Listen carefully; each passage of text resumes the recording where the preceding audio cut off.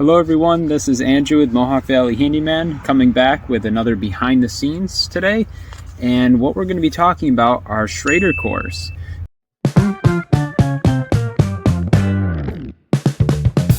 So this little core, the little brass piece at the end here, this is actually the same type of mechanism that you have on the stems of your tires, and its job is to keep pressure in and not let that pressure escape.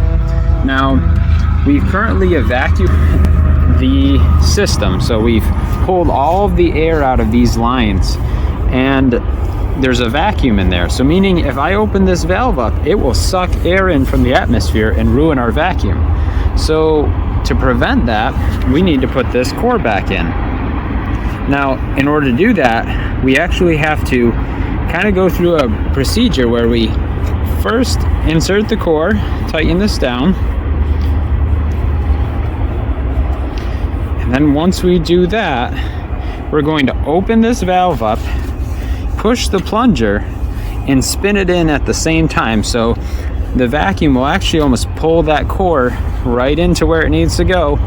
And let's see if I can film this at the same time. Okay, we're ready to go here. So we've got our Schrader core in, and we're going to push our plunger forward, and that's going to push the Schrader core into the service port. We're going to tighten it down and pull it out.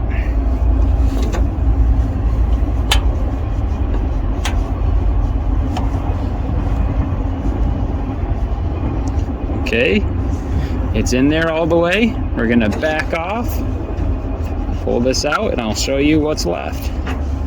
You can see that the core is gone, and that core is now in the service valve. And I'm safe. I can go ahead and pull this off here. Our vacuum is still intact, and you can see there's the edge of that Schrader core is right back in place.